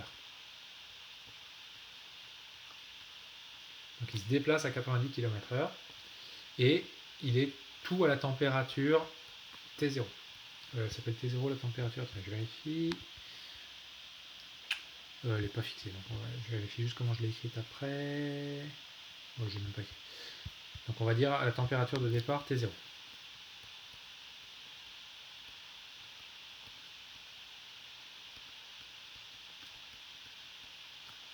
Le camion s'arrête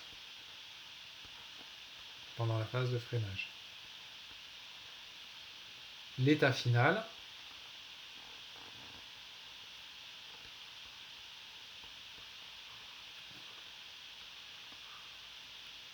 c'est, donc ici, il y avait la masse du camion, que je récupère ici.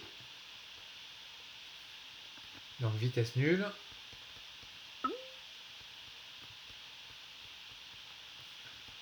La masse petit m, elle est encore à T0. Et par contre, les freins,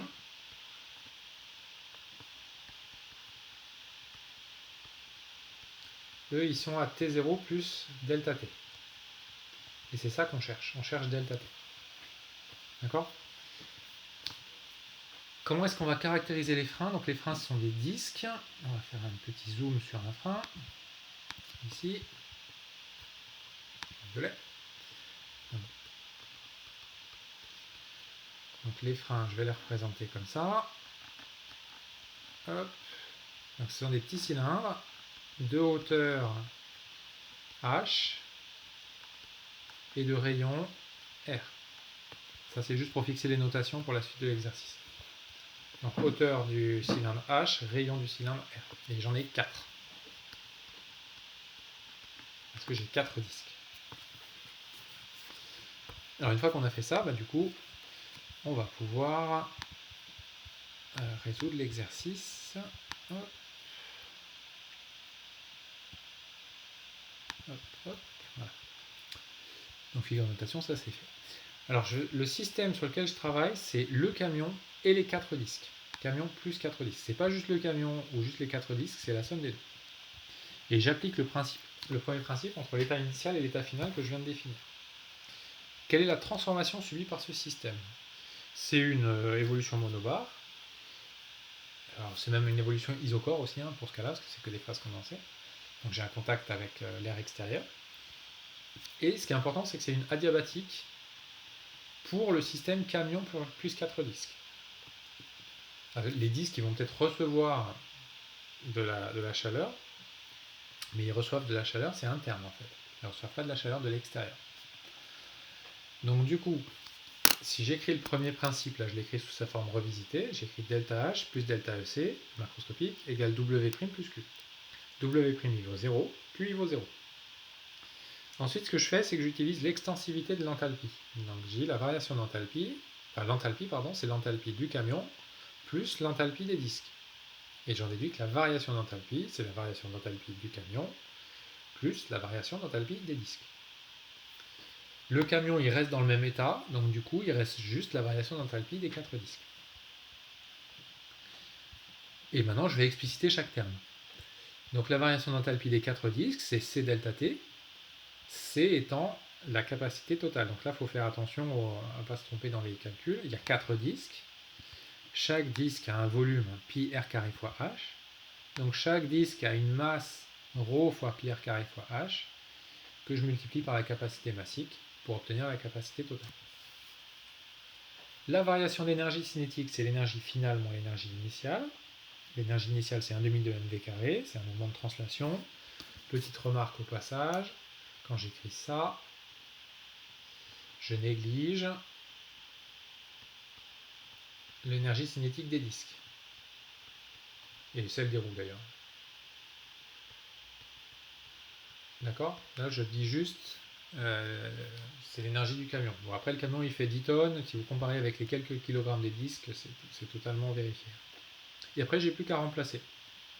Je remplace, j'isole delta T, et je fais l'application numérique en faisant bien attention à ne pas me tromper dans les unités.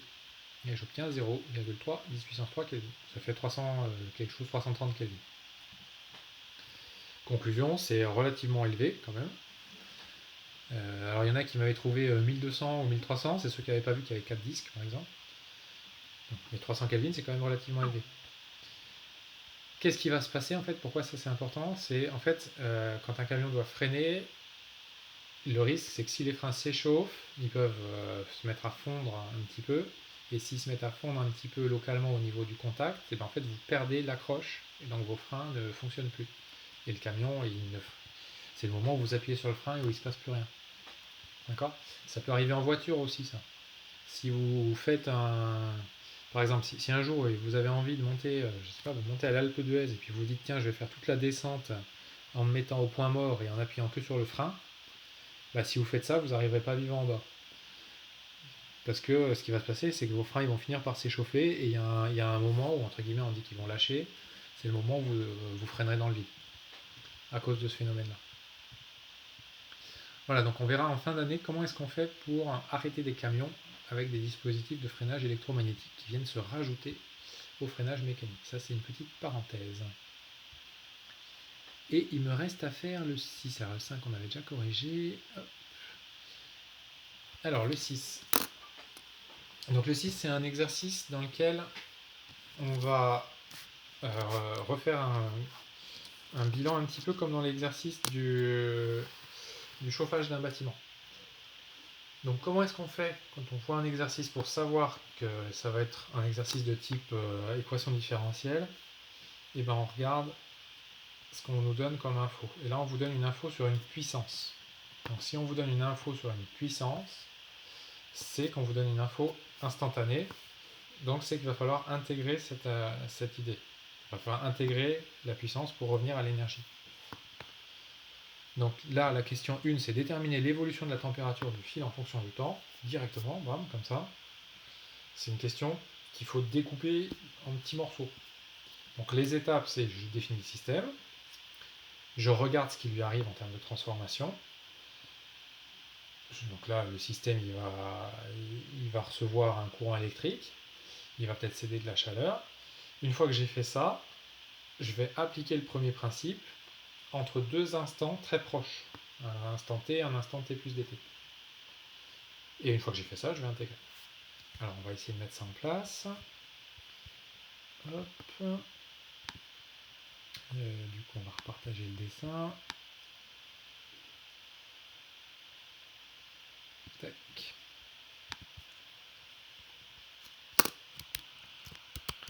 Juste une petite capture d'écran de mon magnifique tableau. Hop. Alors, donc on commence par essayer de représenter un peu ce qui se passe.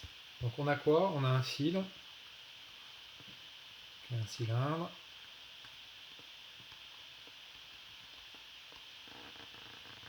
Et ce fil, on vous dit qu'il est parcouru par un courant d'intensité I.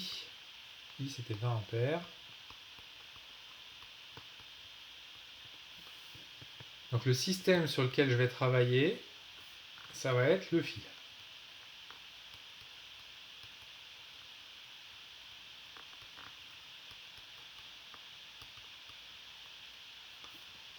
La transformation qui va m'intéresser, c'est le passage de la température T du fil à l'instant T à la température T du fil à l'instant T plus un petit dt.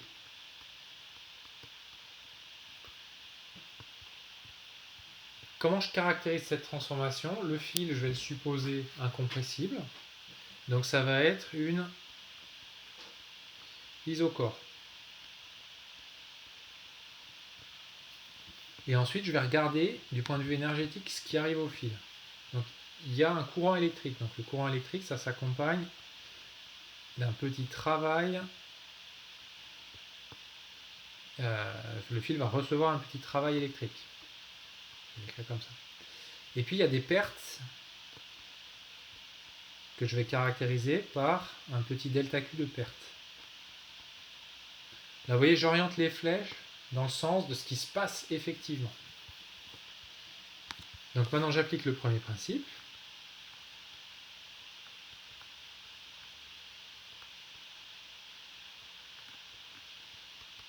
Donc ça va être du. Alors vous voyez, c'est sous forme infinitésimale parce que c'est un T plus dt ici. Égale le travail électrique reçu moins les pertes. Donc là, je mets un signe moins parce que on vous donne la puissance cédée à l'extérieur. Donc je fais juste attention à mon signe. Donc attention au signe.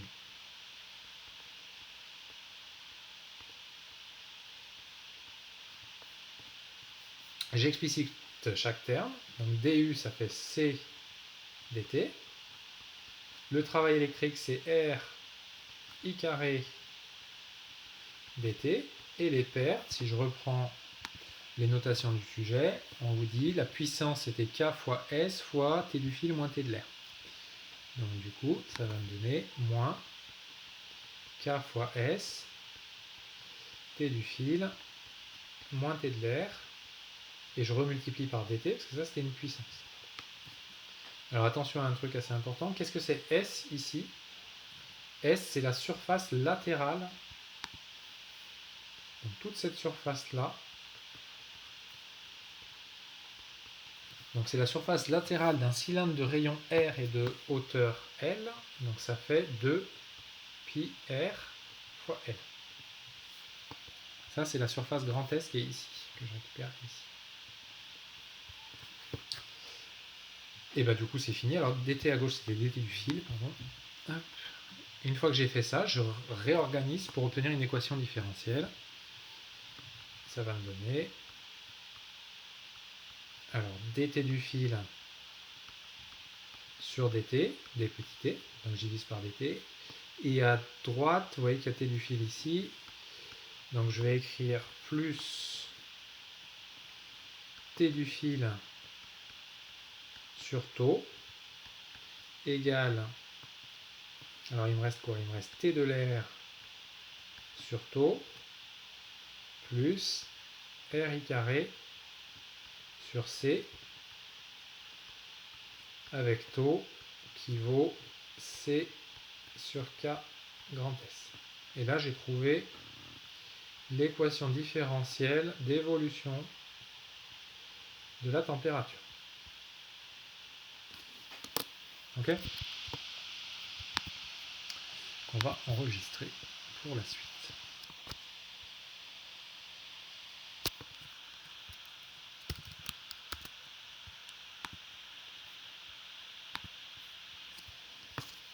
Alors une fois qu'on a fait ça, donc là on n'a pas encore répondu à la question complètement, hein, parce qu'on a juste trouvé l'équation différentielle, on vous demande l'évolution de la température en fonction du temps. Donc ça veut dire qu'il faut résoudre cette équation-là. Et bien c'est parti, on résout cette équation-là. Alors on va le faire là. Hop.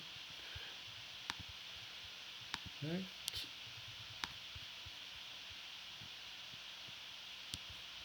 Donc on va écrire la solution.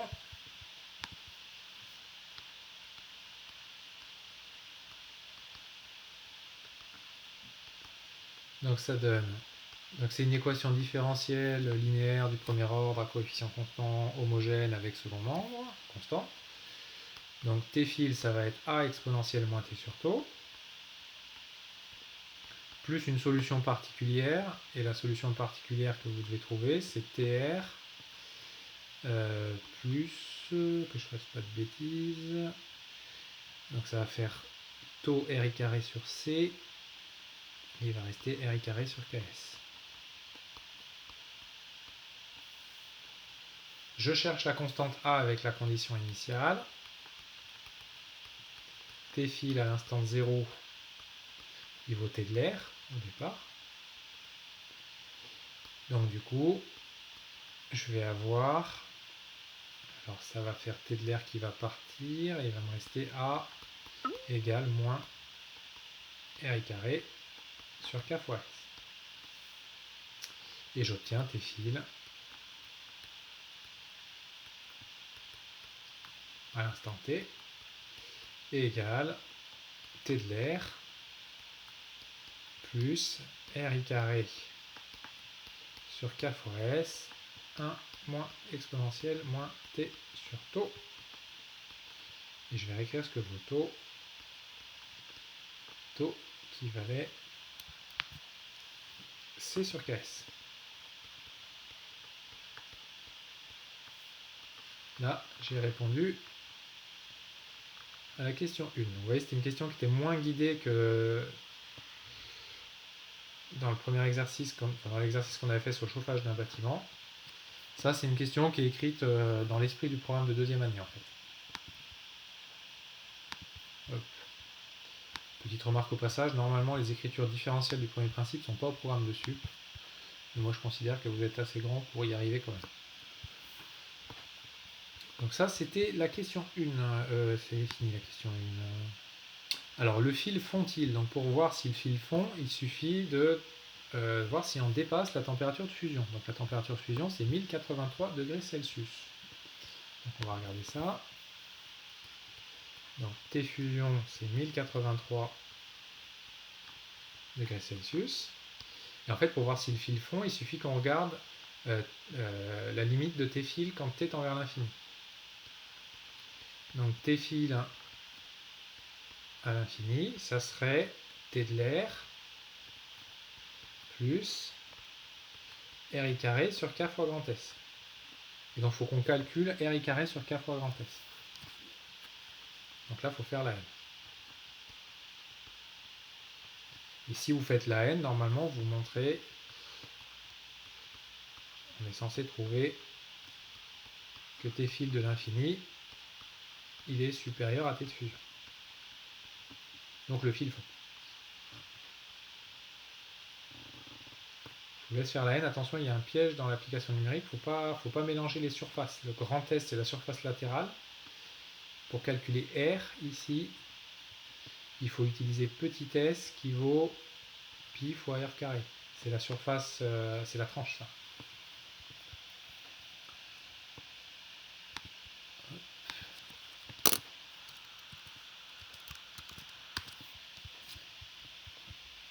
Donc là, la première question, c'est le fil fond. Alors après, deuxième question, le fil est maintenant isolé par une gaine en plastique. Parce qu'en fait, en pratique, un courant de 20 ampères, si vous ne mettez pas de gaine en plastique, si vous touchez le fil, vous vous faites électrocuter.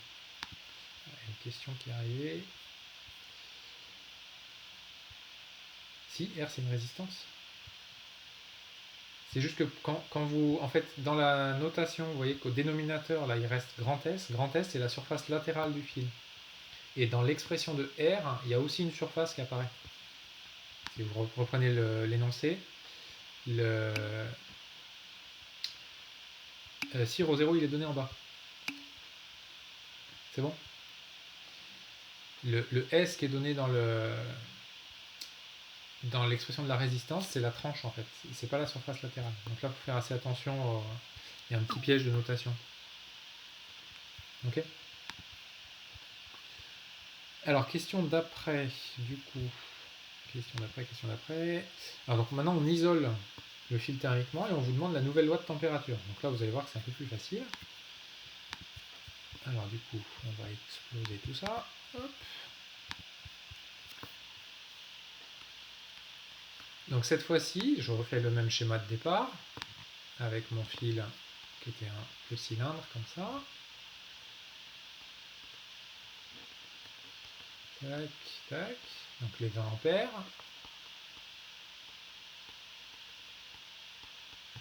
Et cette fois-ci, le fil il est isolé. Donc du coup, qu'est-ce qui va se passer du point de vue énergétique? Il va juste recevoir le travail. Donc c'est le même système. Donc le système, c'est encore le fil.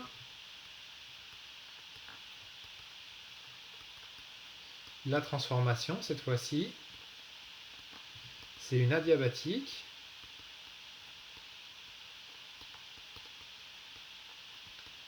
Isocore. C'est encore isocore. Donc si je réécris le premier principe, ça va être n'importe comment là. Premier principe, entre les instants petit t et t plus dt comme tout à l'heure, cette fois-ci ça va s'écrire c dt égale ri carré fois dt. Ça c'est le travail électrique. Le travail électrique élémentaire, pardon. Et donc du coup, la variation de la température du fil, dt du fil sur dt, ça fait ri carré sur c. On intègre.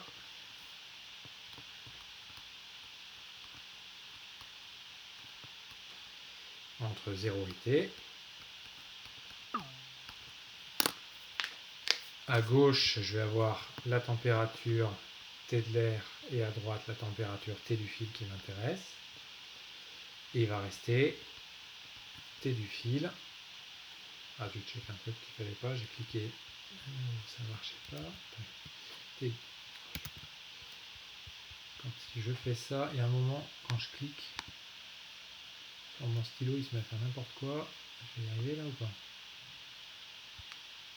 On croise les doigts pour que ça marche. Ouais, c'est bon. Donc j'ai T du fil égale T de l'air plus R I carré sur C fois T. Hop. Comme ça. Donc là j'ai trouvé l'expression de la température du fil. On va appeler ça fil 3. Tac. On vous demande est-ce que le fil fond. Au bout de combien de temps le fil se met-il à fondre? Donc du coup il suffit de résoudre petit t égale t de fusion. Enfin petit t tel que la température soit égale à t de fusion, ce qu'on va faire ici. Donc attendez, on va gommer comme ça.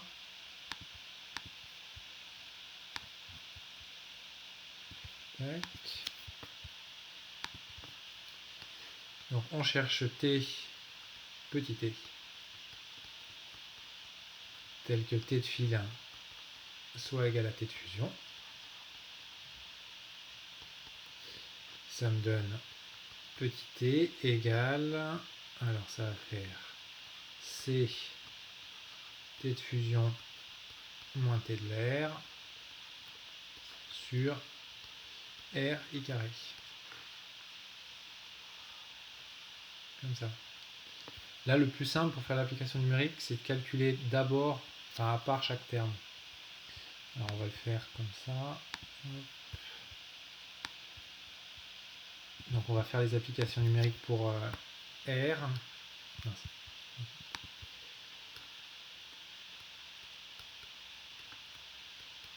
Donc R, vous prenez la formule qui est fournie. C'était ρ fois L qui était 1 mètre de fil sur S qui était 2 mm². On va faire le calcul.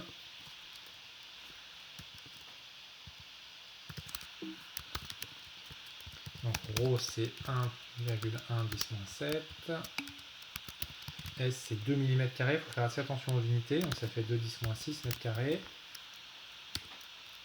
Et L c'est 1 mètre. Donc R c'est ρ fois L sur S. Ça fait 55 milliampères. Oui, non, en fait c'est un piège, c'est petit s. C'est la surface latérale. Ça c'est une petite faute de notation que j'ai laissé traîner. D'accord? Ouais, c'est une blague, c'est ça. Parce que la surface qui est importante, c'est la surface de la tranche, c'est pas la surface latérale. Ok? Donc si vous faites ça, ça fait 55 milliampères. Pas milliampères, je suis fatigué. Milliohms, pardon. Donc RI carré, ça va. Donc I c'était 20, on a dit. Et après il faut C. Alors qu'est-ce qu'il me faut pour trouver C? Alors c'est S ou S dans la formule de R du... C'est quoi du CP? Tiens, je sais pas ce que c'est le CP. Ah, du coup. Alors, je vais réécrire ici. Donc je reprends la formule du poly. Attendez, je vais pas mon fil ici. C'est petit l sur petit s. Donc ça, c'est les 2 mm². D'accord? Alors en fait, Alexis, pour la question qu'on est en train de faire, ça change rien parce que la surface latérale, elle n'intervient pas. Ça va changer pour la question d'avant. En fait, il faut faire juste attention dans la question d'avant d'introduire bien la surface latérale. D'accord? Si vous voulez, je peux remettre... on peut faire comme ça. Celle-là.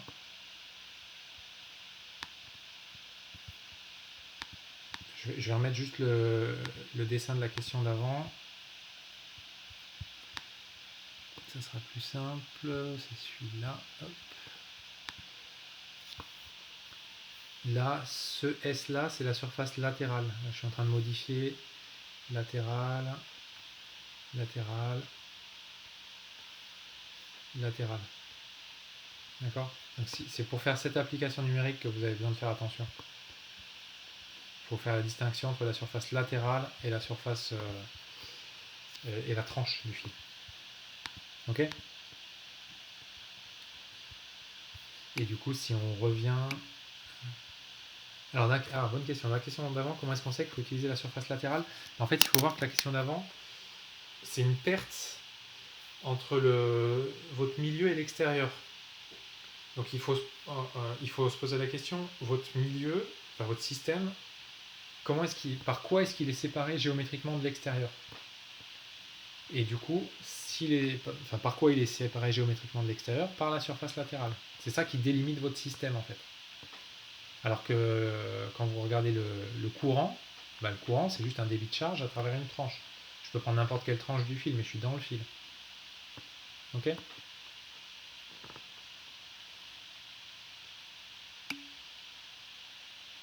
Alors non, ça ne serait pas forcément précisé dans le sujet, justement. Ça, c'est à vous d'identifier où se fait la perte. C'est à vous de dire, ok, c'est un cylindre, il y a une perte, il y a une perte par il y a une perte par contact avec l'extérieur et c'est à vous d'évaluer la surface de ce contact. Alexis, je ferai l'application numérique de la une et je la mettrai sur le corrigé, sur le PDF du corrigé. Ok.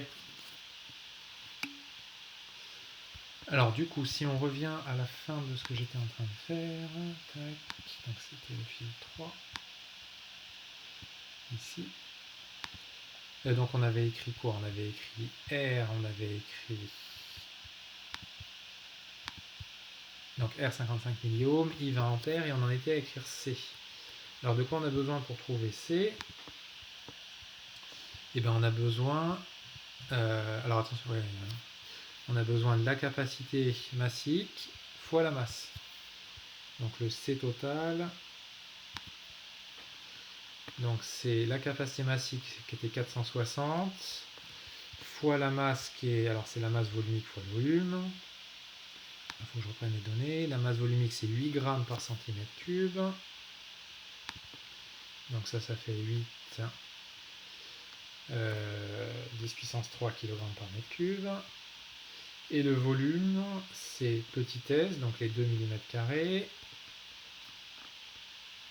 2 mm², fois la hauteur, donc fois 1.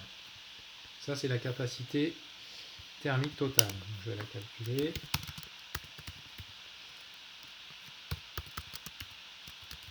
Fois 2, 10 moins 6. Ça fait 7,4 joules par Kelvin, si je ne me suis pas trompé.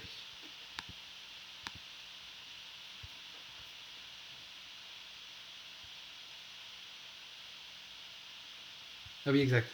Ouais, c'est 2 mm. Ouais, j'ai un 2 en trop. Ah, attendez, j'ai mal remplacé. Ouais, là c'est directement 2 10 moins 6. Donc ça va changer un tout petit peu. C'est vrai que c'était directement à la surface. C'est 2 10 moins 6. Pardon. Donc du coup, attendez, je remodifie. Non, c'est ce que j'ai calculé. Oui, j'ai juste mal écrit et j'ai fait le bon calcul. Donc 7,4 joules par Kelvin. Et ben donc du coup, il ne nous reste plus qu'à faire le calcul. Donc il faut que je fasse 7,4 fois température de fusion qui était à 1000 quelque chose, je sais plus combien, 1083, moins température de l'air qui était à 0, donc là je peux laisser 1083. Donc je fais 1083 moins 0, c'est pas la peine de convertir en Kelvin, sur 55 10 moins 3 fois 20 au carré. Et on va regarder ce que ça donne.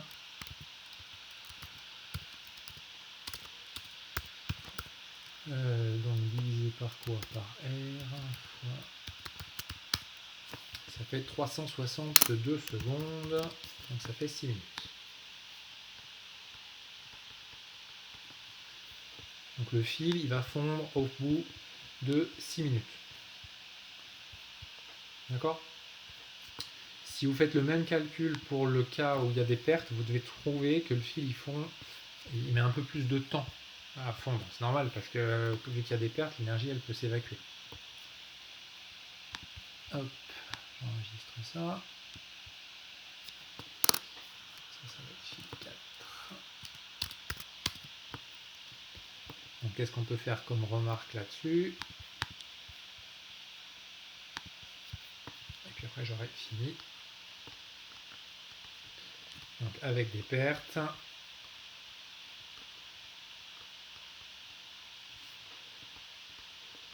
Bah, le fil il met plus longtemps à fondre. Mais dans tous les cas il fond.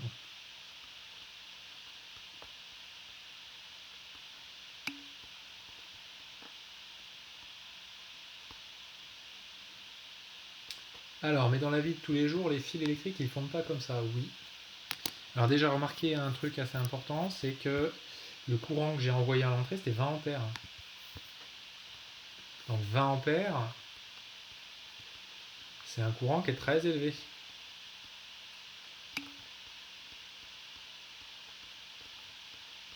Dans la vie de tous les jours, vous manipulez pas toujours 20 ampères. Comment est-ce qu'on trouve que c'est plus long? Alors en fait, on est sûr que ça va être plus long parce que ce qui fait élever la température, c'est l'énergie que vous stockez. D'accord? Et s'il n'y a pas de perte, s'il n'y a pas de perte, vous stockez plus. Je reprends encore une fois l'analogie avec votre compte en banque. Le travail électrique, c'est de l'argent qui rentre. Et on vous demande au bout de combien de temps vous aurez, je sais pas, 10 000 euros. Bah, vous aurez plus vite 10 000 euros s'il n'y a que de l'argent qui rentre mais qu'il n'y a rien qui sort. D'accord? Après, vous pourrez, je ferai l'application numérique, je vous essayer de la faire, elle est un peu technique, mais vous devez trouver un temps plus long. Qualitativement, vous êtes sûr que ça va être plus long. Quantitativement, vous allez le trouver aussi. Ok? Donc 20 ampères, c'est un fil avec un courant relativement fort. Donc ce que vous allez devoir faire pour ces fils-là, c'est que vous allez devoir utiliser des fils de section plus grande. Vous n'allez pas utiliser des fils de section très petites. Et vous allez utiliser des gros fils, ce qui va permettre au courant de mieux circuler. Et donc le fil il s'échauffera un peu moins. Donc vous allez augmenter la capacité calorifique de vos fils. D'accord? Donc on doit utiliser des fils plus gros.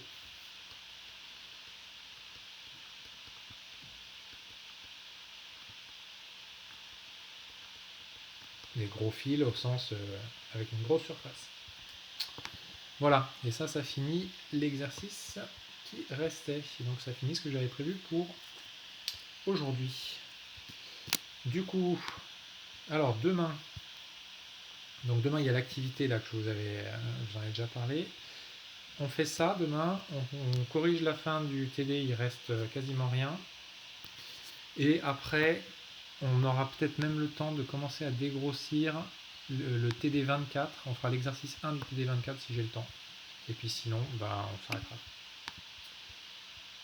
Oui, Cyprien, je mets toujours. Ils sont tous mis. En général, ils sont mis dans la journée sur YouTube. Ok?